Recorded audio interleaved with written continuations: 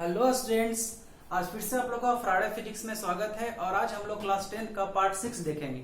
ठीक है, तो पिछला क्लास में हम लोग ने देखा था रेजिस्टेंस किन किन फैक्टर पे डिपेंड करता है। रेजिस्टेंस मेरा जनरली 3 फैक्टर पे डिपेंड कर रहा था। ठीक है, पहला लेंथ था, दूसरा cross section area of the wire पे, और तीसरा टेम्परेचर पे। ठीक है, तो उसी से आज हम लोग रिलेट करेंगे और एक छोटा सा डेरिवेशन है, देखते हैं क्या होता है। तो पहला किस फैक्टर पे डिपेंड कर रहा था? पहला R is directly proportional to L, इसको इक्वेशन 1 मान लो। R is directly proportional to 1 by A, ये दो फैक्टर पे डिपेंड कर रहा था, और एक और था, एक टेम्परेचर पे डिपेंड कर रहा था। ठीक है, तो देखो अगर दोनों इक्वेशन को हम लोग कंबाइन करते हैं, ठीक है, इक्वेशन 1 एंड 2, तो क्या आ रहा था? R is directly proportional to L by A। ठीक है, अगर ये प्रोपोर्शनलिटी साइन को हटाते हैं तो फिर से एक कांस्टेंट टर्म आ जाएगा, मतलब क्या? R equal to rho L by A. ठीक है, ये क्या आया? रो। ठीक है, रो क्या है? इसको हम लोग ग्रीक वर्ड में रो बोलते हैं। रो इज कॉल्ड एज क्या? रेजिस्टिविटी। ठीक है, रेजिस्टिविटी, रो क्या है? रेजिस्टिविटी है। ठीक है, तो देखो रो आपका रेजिस्टिविटी है, तो यहाँ पे हमने एक फॉर्मूला निकाल के लाया, R equal to rho L by A. तो रो इक्वल टू क्या हो जाएगा? R A equal to rho L, तो रो इक्वल टू क्या हो जाएगा फिर? R A by L. ये आ गया आपका रो। ठीक है, मतलब क्या? रेजिस्टिविटी इक्वल टू क्या आ गया? R A by L. मतलब क्या? रेजिस्टिविटी को हम लोग कैसे डिफाइन कर सकते हैं? The ratio of resistance, the ratio of product of resistance and cross section area to the length is called resistivity। ठीक है, इसको हम लोग इस टाइप से डिफाइन कर सकते हैं। और ये क्या है? ये कैसा क्वांटिटी है? ये स्केलर क्वांटिटी है। कैसा क्वांटिटी है? ये स्केलर क्वांटिटी है। ठीक है, ये स्केलर क्वांटिटी है, इस बात को आप लोग याद रखोगे। ठीक है, इसको हम लोग डिनोट कर सकते, कैसे करते हैं? एक ग्रीक वर्ड है, ठीक है, उसी को हम लोग बोलते हैं रो। ठीक है, तो अब हम लोग अगर इसकी एसआई यूनिट की बात करते हैं, किसका एसआई यूनिट बात करते हैं? एसआई यूनिट ऑफ रो। ठीक है, देखेंगे थोड़ा सा। ठीक है, देखो एसआई यूनिट की बात करते हैं अगर हम लोग, तो रो इक्वल टू आर का रेजिस्टेंस का एसआई यूनिट क्या होता है? ओम। एरिया का मीटर स्क्वायर, लेंथ का मीटर, तो मीटर से मीटर कैंसिल हो गया तो क्या बच गया आपका? ओम मीटर। मतलब ऐसा यूनिट ऑफ रेजिस्टिविटी क्या हो जाता है? ओम मीटर। क्या होता है? ओम मीटर। ठीक है, इसको आप लोग लिख लो या फिर स्क्रीनशॉट ले लो, हम लोग इससे आगे बढ़ रहे हैं। ठीक है, इससे हम लोग आगे बढ़ रहे हैं। क्लियर है? चलो चलते हैं।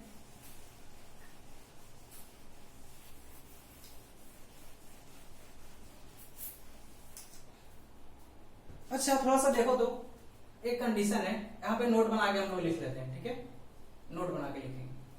अगर मेरा R equal to rho L by A है, ठीक है, तो अगर हम लोग L को ऊपर नीचे मल्टीप्लाई कर दे तो फिर से तो कोई दिक्कत थोड़ी है। ऊपर भी L से मल्टीप्लाई कर देंगे, नीचे भी L से मल्टीप्लाई कर देंगे, तो R इक्वल टू क्या हो जाएगा? रो L square by A into L. और आप लोग को पता है एरिया इंटू लेंथ को क्या बोलते हैं हम लोग? वॉल्यूम। मतलब क्या? R equal to rho L square by V. ठीक है, R equal to rho L square by V. ठीक है, तो रो इक्वल टू क्या हो जाएगा? फिर से भाई देखो, R into V equal to rho L square, तो रो इक्वल टू क्या हो जाएगा? बोलो, R into V by L square. ये फिर से एक न्यू फार्मूला आ गया आपका, आ गया ना? फिर से एक न्यू फार्मूला आ गया आपका। ठीक है, अब सोचो, इफ अगर हम लोग v equal to 1 centimetre cube रख देते हैं और L इक्वल टू रख देते हैं 1 सेंटीमीटर, तो क्या हो जाएगा? तो आपका देखो, रखो R v कितना? 1, और L कितना? 1 का स्क्वायर, मतलब 1, मतलब means L equal to R।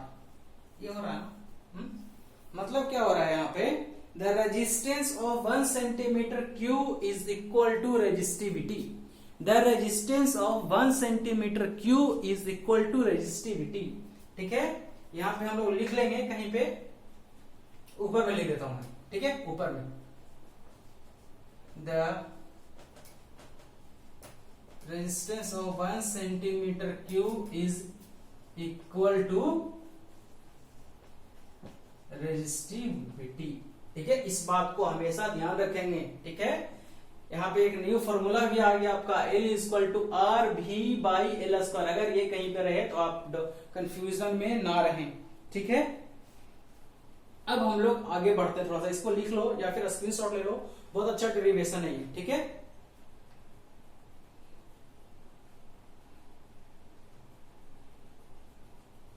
देखो एक चीज और, रेजिस्टिविटी जो है, ठीक है, वो लेंथ और क्रॉस सेक्शन एरिया पे डिपेंड नहीं करता है, बट अगर हम लोग टेम्परेचर इंक्रीज करेंगे तो क्या होगा, रेजिस्टिविटी भी इंक्रीज करेगा। अगर टेम्परेचर डिक्रीज करेंगे तो रेजिस्टिविटी भी डिक्रीज करेगा, बट इसको क्रॉस सेक्शन एरिया और लेंथ से कोई फर्क वगैरह नहीं पड़ता है। ठीक है, क्लियर। अब आगे बढ़ते हैं हम लोग, क्या, series combination and parallel combination. ठीक है, कॉम्बिनेशन ऑफ रेजिस्टेंस। ठीक है, तो कॉम्बिनेशन ऑफ रेजिस्टेंस की बात करते हैं हम लोग, तो कॉम्बिनेशन ऑफ रेजिस्टेंस दो टाइप का होता है।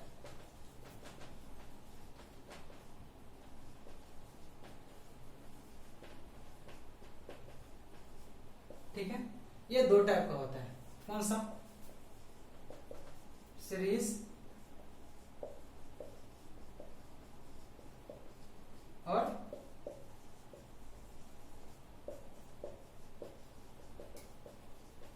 Parallel combination. ठीक है, डायग्राम देख लेते हैं।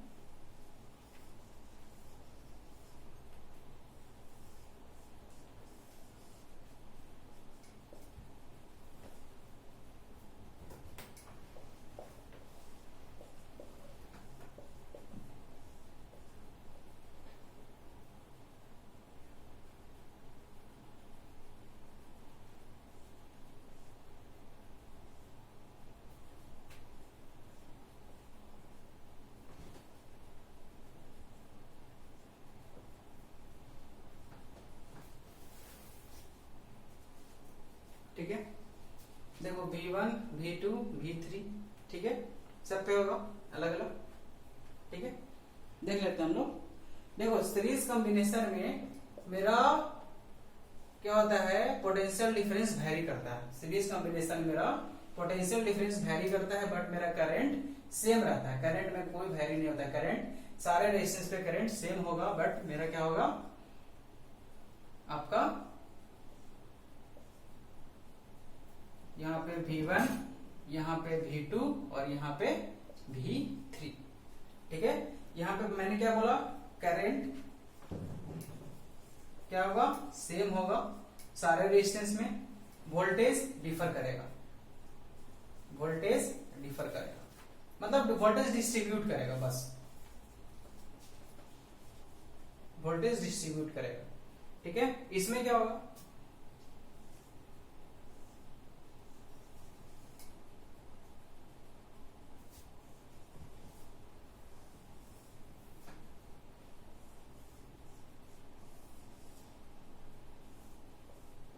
इसमें वोल्टेज कांस्टेंट रहेगा, वोल्टेज डिस्ट्रीब्यूट नहीं करेगा, बट करंट जो है वो डिस्ट्रीब्यूट करेगा। ठीक है, I1 और I2, ठीक है, R1 पे I1 जाएगा, और R2 पे I2 जाएगा। ठीक है, यहाँ पे भी फिर I1 और I2 और यहाँ से फिर I निकल के आ जाएगा वापस। ठीक है, ये पॉजिटिव और ये नेगेटिव। यहाँ पे क्या डिस्ट्रीब्यूट करेगा, यहाँ पे करंट डिस्ट्रीब्यूट करेगा और पोटेंशियल डिफरेंस सेम रहेगा, जिसका जस्ट अपोजिट, इसका जस्ट अपोजिट होगा किसमें, पैरेलल कॉम्बिनेशन में। अब हम लोग देखेंगे सीरीज कॉम्बिनेशन का डेरिवेशन और पैरेलल कॉम्बिनेशन का डेरिवेशन धीरे धीरे देखेंगे। तो शुरू करते हैं फर्स्ट में आपका सीरीज कॉम्बिनेशन।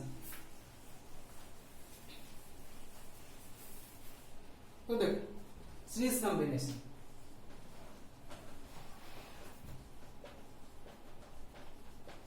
इसको हम लोग डिराइव करेंगे, छोटा सा डेरिवेशन, एक सर्किट ही बना के। ठीक है, जैसे कि हम लोग उसमें बनाए थे सर्किट एक, तो यहां पे भी हम लोग एक सर्किट बना लेंगे।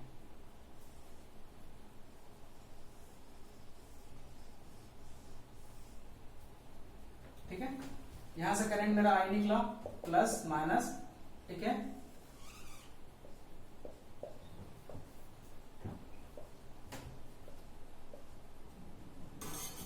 यहाँ पे V1, यहाँ पे V2 और यहाँ पे V3, R1, R2 और R3। देखो R1, R2, R3 पे करंट तो मेरा सेम जा रहा है, डिस्ट्रीब्यूट क्या हो रहा है, पोटेंशियल डिफरेंस डिस्ट्रीब्यूट हो रहा है। तो अगर हम लोग बात करेंगे अकॉर्डिंग टू, मतलब कि V इक्वल टू क्या हो रहा है यहाँ पे, V1 plus V2 plus V3। अगर ओम्स लॉ के हिसाब से देखते हैं, according to Ohm's law V equal to क्या होता है, IR, ठीक है। तो V1 इक्वल टू क्या हो जाएगा, I R1, V2 equal to क्या हो जाएगा, I R2, V3 equal to क्या हो जाएगा, I R3, ठीक है। अब ये तीनों जो V1, V2, V3 है, अगर हम लोग इसको इक्वेशन 1 में पुट कर देते हैं, ठीक है।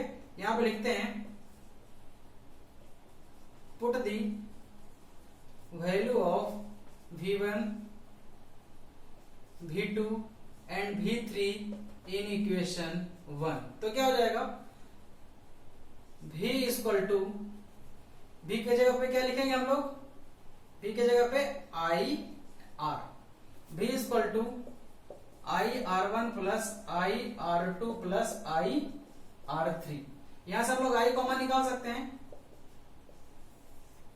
I अगर कॉमन निकाल देंगे तो I R1 plus R2 plus R3, यहां से R से R कैंसल, मतलब क्या, R equivalent equal to R1 plus R2 plus R3, ठीक है। R इक्विवेलेंट क्या होता है, मतलब ये R1, R2, R3 तीनों को अगर सम करेंगे हम लोग तो कितना होगा, यही होता है R equivalent R1 plus R2 plus R3, ठीक है। अगर मेरा करंट सेम होगा, सीरीज कॉम्बिनेशन होगा, तो सिंपल R1, R2 और R3 या फिर जितना भी रेजिस्टेंस हो, Rn तक क्यों ना हो, सिंपली हम लोग उसको ऐड कर देंगे, ठीक है। ये आपका फॉर्मूला होता है R इक्विवेलेंट फाइंड करने के लिए, किसमें, सीरीज में, ठीक है। क्लियर है। लेकिन इसमें एक कंडीशन क्या रहेगा, करंट सेम होगा, करंट डिस्ट्रीब्यूट नहीं करेगा, पोटेंशियल डिफरेंस डिस्ट्रीब्यूट करेगा, वोल्टेज मेरा डिस्ट्रीब्यूट करेगा। क्लियर है। अब हम लोग आगे देखते हैं क्या, पैरेलल सीरीज पे। ये आप लोग लिख लो, ठीक है, ये लिख लो। अगर हम लोग पैरेलल सीरीज की बात करते हैं,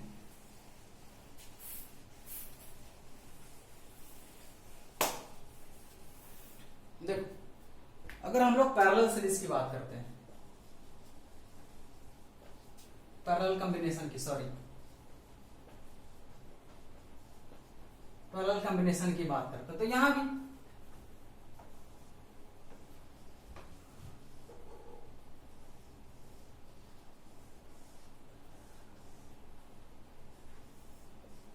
यहां पे क्या होगा, पोटेंशियल डिफरेंस तो सेम रहेगा V,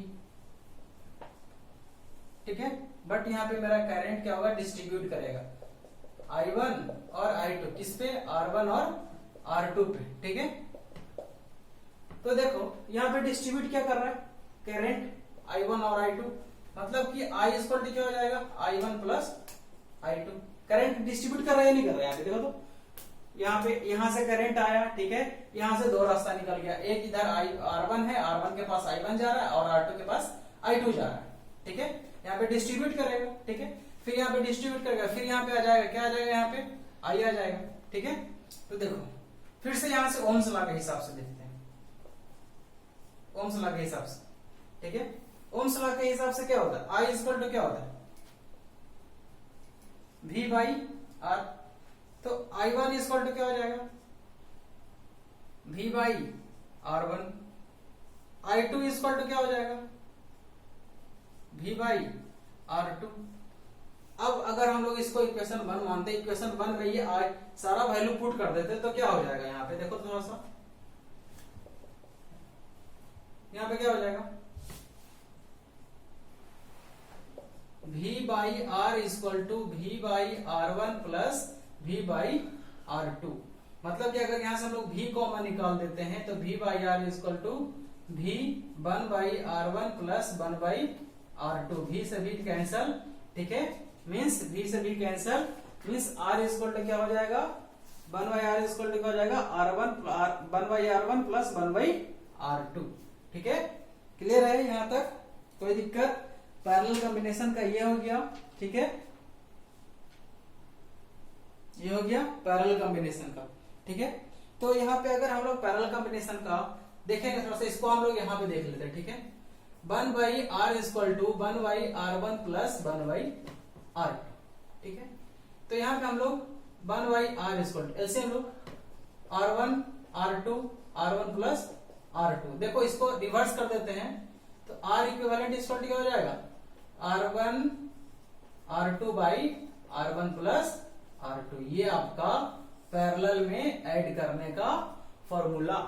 ठीक है, R इक्विवेलेंट पैरेलल कॉम्बिनेशन में फाइंड करने का formula, R1 into R2 by R1 plus R2। दो रेजिस्टेंस के लिए याद रखेंगे, दो रेजिस्टेंस के लिए। अगर दो से ज्यादा रेजिस्टेंस रहेगा तो हम लोग क्या करेंगे, R equivalent equal to 1/R1 plus 1/R2 plus 1/R3 plus 1/R4। ठीक है, 1 हम लोग लगा देंगे। ठीक है, कहां तक, n नंबर तक। ठीक है, कोई दिक्कत? ये आपका पैरेलल में ऐड करने का। लेकिन यहाँ पे क्या होगा, यहाँ पे क्या होगा, कंडीशन क्या होगा, करंट डिस्ट्रीब्यूट करेगा, वोल्टेज सेम रहेगा। ठीक है, करंट हमेशा डिस्ट्रीब्यूट करेगा, किसमें, पैरेलल कॉम्बिनेशन में। इसका हम लोग न्यूमेरिकल करेंगे। ठीक है, अभी हम लोग चैप्टर पहले खत्म कर लेते हैं, उसके बाद एनसीईआरटी का एक न्यूमेरिकल का सिर्फ सीरीज आएगा। एनसीईआरटी का जितना भी क्वेश्चन है उसका एक पूरा वीडियो आएगा। एनसीईआरटी का एक question, solved question, unsolved question, कैसे हम लोग क्वेश्चन सॉल्व करेंगे, उसका एक वीडियो आएगा, जल्दी आएगा ये चैप्टर खत्म होने के बाद। ठीक है, तो अभी हम लोग आगे बढ़ते हैं। आपका अगला टॉपिक है, इसको आप लोग लिख लें। ठीक है, आपका नेक्स्ट जो टॉपिक है वो है आपका heating effect of electric current, या फिर उसी को हम लोग बोलते हैं जूल्स इफेक्ट। ठीक है, heating effect of electric current या फिर जूल्स इफेक्ट आपका नेक्स्ट टॉपिक है, इसको आप लोग लिख लो। ठीक है,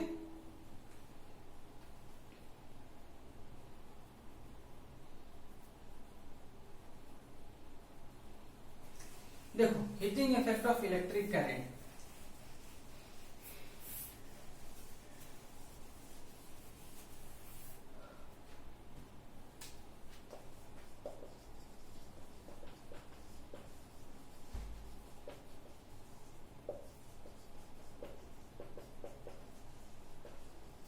heating effect of electric current, देखो इसमें क्या होता है, जैसे कि अगर कोई डिवाइस में हम लोग करंट बहुत लॉन्ग टाइम के लिए सप्लाई कर रहे हैं, बहुत लॉन्ग टाइम से इलेक्ट्रिक करंट उसमें फ्लो कर रहे हैं। ठीक है, तो देखते वो डिवाइस ना धीरे धीरे हीट हो जाता है। ठीक है, वो डिवाइस क्या होता है, धीरे धीरे हीट हो जाता है। मतलब क्या, उस डिवाइस में जो इलेक्ट्रिकल एनर्जी है वो धीरे धीरे किसमें कन्वर्ट हो जाता है, हीट एनर्जी में। ठीक है, यही है आपका heating effect of electric current. अच्छा, ये इलेक्ट्रिकल एनर्जी हीट एनर्जी में कैसे कन्वर्ट हो जाता है, जैसे कि कंटिन्यूअसली बहुत देर तक आप, जैसे कि आप कोई बल्ब में, ठीक है, 1 घंटा तक बल्ब को ऑन करके रखो, उसके बाद उसको जब छुओगे तो वो थोड़ा सा हीट हो जाता है। ठीक है, उसमें होता क्या है, इलेक्ट्रिकल एनर्जी कन्वर्ट कर जाता है इसमें हीट एनर्जी में। मतलब कि जब लगातार फ्लो कर रहा है तो उसमें रेजिस्टेंस भी तो काम कर रहा है, करंट को अपोज करने की भी तो कोशिश कर रहा है वहां पे। जब करंट को अपोज करेगा, धीरे धीरे अपोज करेगा, तो वो किस चीज का फॉर्म कर देता है, वो हीट जनरेट कर देता है। ठीक है, मतलब क्या, इलेक्ट्रिकल एनर्जी किस में कन्वर्ट कर देता है, हीट एनर्जी में। तो वही है आपका heating effect of electric current. देखते हैं इसका भी हम लोग एक डेरिवेशन देखेंगे, फॉर्मूला है इसका भी। ठीक है, देखते हैं थोड़ा सा।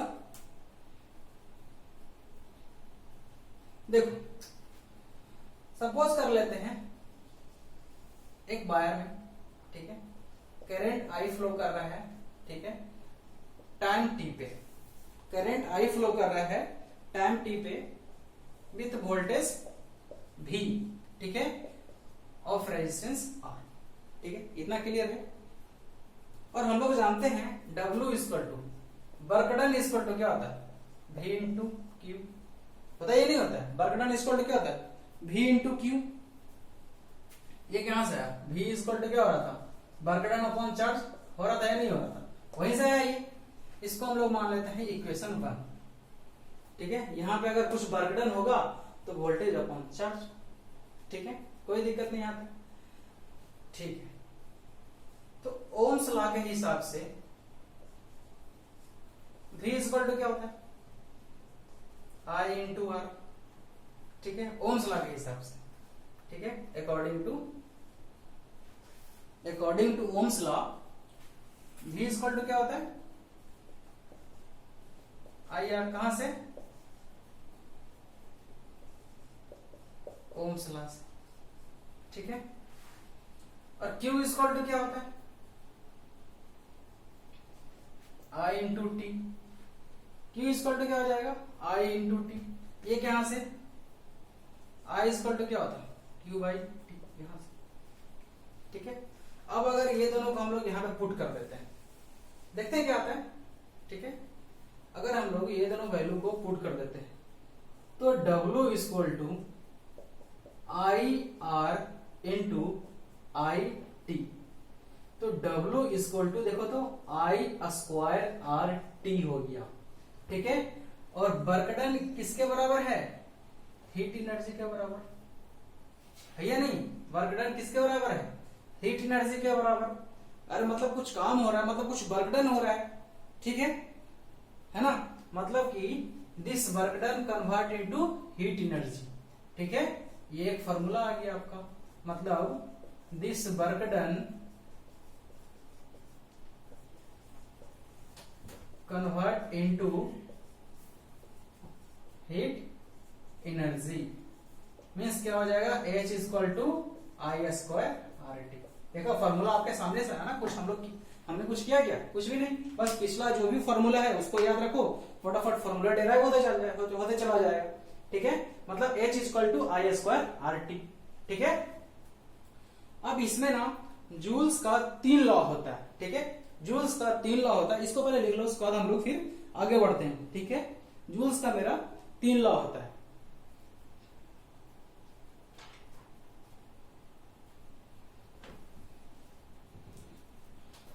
देखो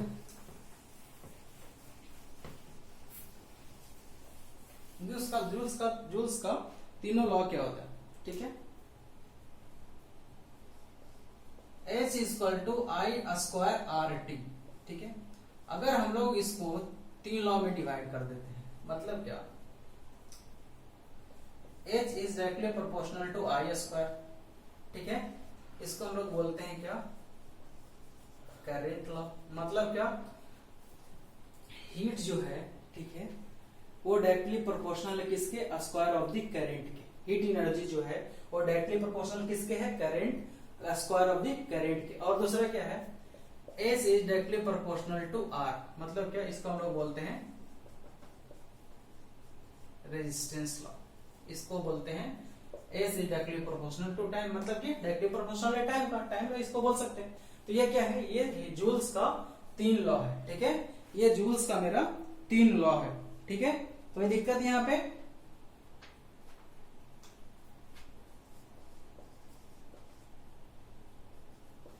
जूल्स लॉ, ठीक है, ये 3 लॉ है मेरा, ठीक है। अच्छा यहां पे एक चीज देखो, नोट करके लिखना है यहां पे, ठीक है, देखो थोड़ा सा, heat energy equal to work done, भी दोनों इक्वल हो सकता है, ठीक है। Heat energy equal to work done, ठीक है। और वर्क डन इक्वल टू क्या हो रहा था, V इंटू क्यू, ठीक है। तो यहाँ पे हम लोग इसके इक्वल टू ये नहीं लिख सकते हैं, V I इंटू टी, ये सब लिख सकते हैं, ठीक है। V I T भी लिख सकते हैं, कोई दिक्कत नहीं है। न्यूमेरिकल में कहीं कहीं पे इस टाइप का भी फॉर्मूला आ जाता है कि H equal to V I T, ठीक है। अगर आपका करंट दिया हुआ है, टाइम दिया हुआ है, तो डायरेक्टली ये फॉर्मूला लगा दो, H equal to V into I T. Clear है, क्लियर, लिख लो इसको। अब आपका जो नेक्स्ट टॉपिक है, ठीक है, आपका जो नेक्स्ट टॉपिक है वो है आपका इलेक्ट्रिक पावर। क्या है आपका, इलेक्ट्रिक पावर।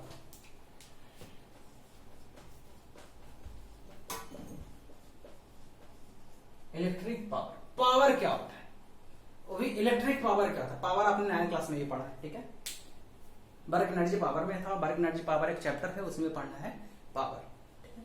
तो पावर क्या है, the rate of energy consumption the rate of energy consumption in a device. अगर सपोज कर लेते हैं कोई एक डिवाइस है, उसमें कितना एनर्जी कंज्यूम कर रहा है कितना समय में, ठीक है, मतलब क्या 1 सेकेंड में वो कितना एनर्जी कंज्यूम कर रहा है, 1 सेकेंड में कितना एनर्जी वो ले रहा है। कोई भी डिवाइस ले सकते हैं हम लोग, बल्ब है, ठीक है, इलेक्ट्रिक हीटर है, कोई भी है, ठीक है। तो 1 सेकेंड में वो कितना एनर्जी ले रहा है, उसी को हम लोग क्या बोलते हैं, electric power. Means power equal to क्या बोल सकते हैं हम लोग, पावर इक्वल टू क्या बोल सकते हैं हम लोग, इलेक्ट्रिक पावर इक्वल टू क्या बोल सकते हैं हम लोग, energy upon time, energy upon time बोल सकते हैं, वर्क डन इक्वल टू, ठीक है, वर्क में इलेक्ट्रिक पावर इक्वल टू मतलब P इक्वल टू E/T बोल सकते हैं ना। एनर्जी किसके बराबर है, हीट के बराबर, E इक्वल टू H/T बोल सकते हैं, या फिर E एनर्जी जो है वर्क डन के भी बराबर है, वर्क डन ही लिखो है ना। P equal to work done किसके बराबर है, हीट के बराबर, पिछले इक्वेशन में हम लोग देखे थे, ठीक है। अच्छा H इक्वल टू क्या होता है, अब बताओ, H इक्वल टू होता है I²RT और बाई T, तो T से T कैंसिल हो गया, तो क्या बच गया, पावर इक्वल टू I²R। एक फॉर्मूला आ गया यहां से, आ गया नहीं आया, एक फॉर्मूला आ गया या नहीं आया, I²R, ठीक है।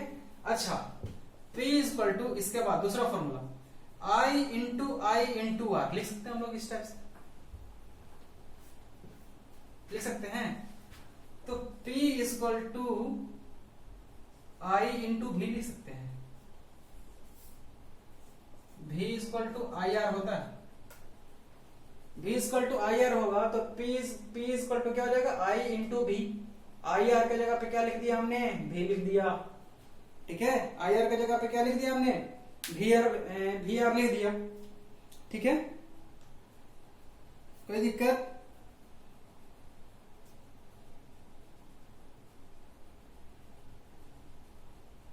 अब आगे बढ़ते हैं हम लोग, ठीक है।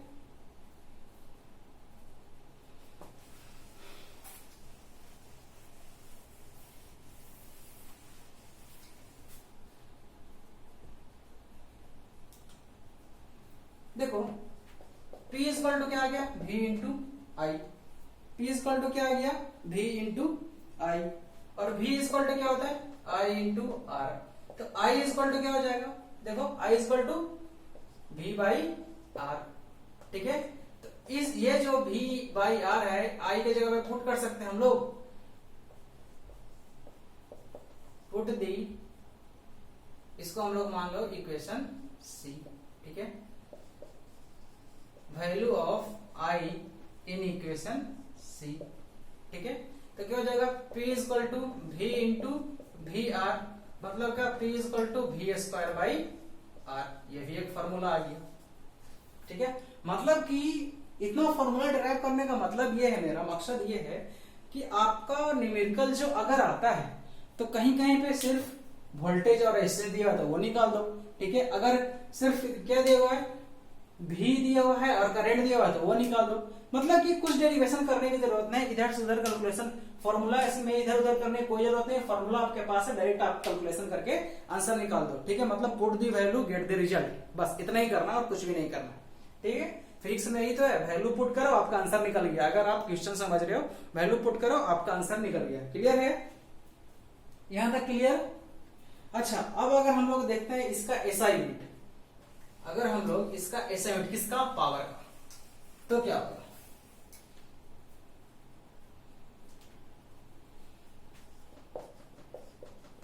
एसआई यूनिट ऑफ पावर, ठीक है।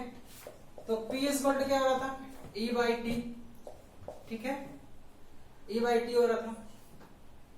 तो देखो एनर्जी का एसआई यूनिट क्या होता है, जूल, टाइम का सेकेंड, ठीक है।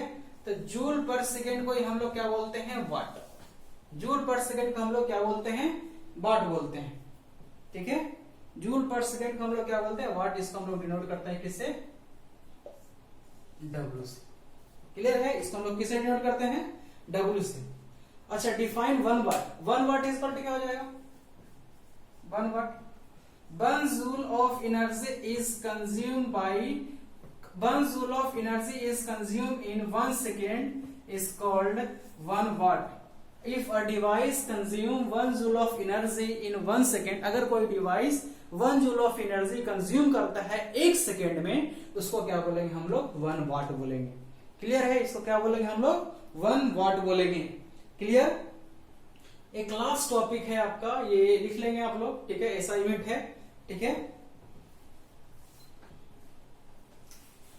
एक लास्ट टॉपिक है,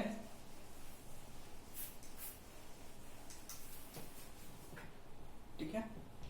अच्छा, एक सेकेंड, नोट बना के लिख लेंगे, ठीक है?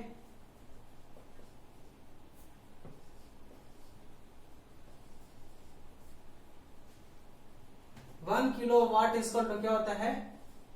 1000 वाट, ठीक है? दूसरा में, ठीक है? सेकेंड नंबर में मेगावाट इक्वल टू क्या होता है? मेगावाट इक्वल टू, या फिर हम लोग इसको MW लिख सकते हैं, ठीक है? क्या होता है? 10 to the power 6 वाट, ठीक है? और क्या होता है? हॉर्स पावर होता है, ठीक है? और क्या होता है? Horse power. 1 HP equal to होता है 746 वाट, ठीक है? ये भी इसको नोट बना के लिख लेंगे आप लोग, ठीक है? अच्छा, HP मतलब, HP का मतलब क्या होता है? Horse power. हॉर्स पावर होता है, ठीक है? HP का मतलब हॉर्स पावर होता है। क्लियर है?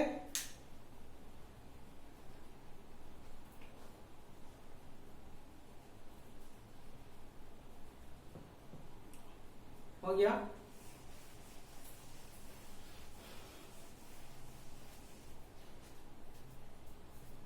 अब लास्ट है आपका, last topic,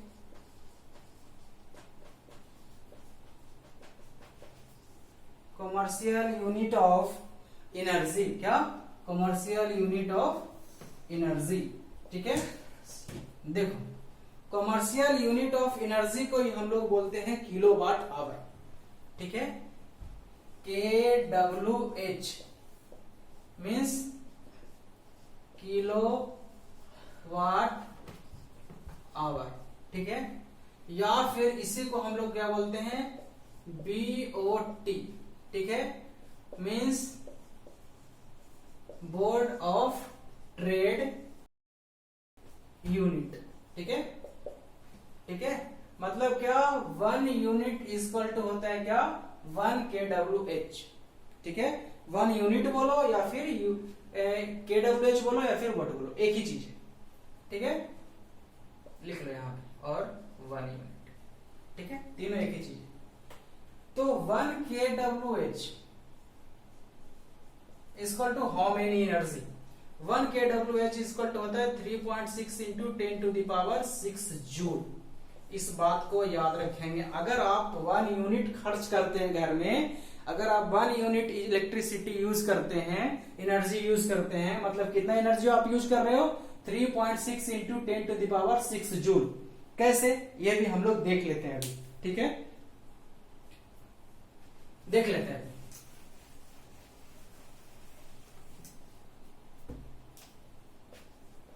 1 unit equal to कितना एनर्जी होता है? 3.6 into 10 to the power 6 joule, ठीक है? 1 KWH, एक ही बात है, ठीक है? इक्वल टू क्या लिखेंगे हम लोग? 1 किलोवाट इक्वल टू क्या होता है? 1000 वाट। वाट का एसआई यूनिट क्या होता है? वाट को हम लोग कैसे लिख सकते हैं? जूल पर सेकेंड, ठीक है? और 1 आवर इक्वल टू 3600 सेकेंड होगा। तो सेकेंड से सेकेंड कैंसिल हो गया, तो कितना बच गया?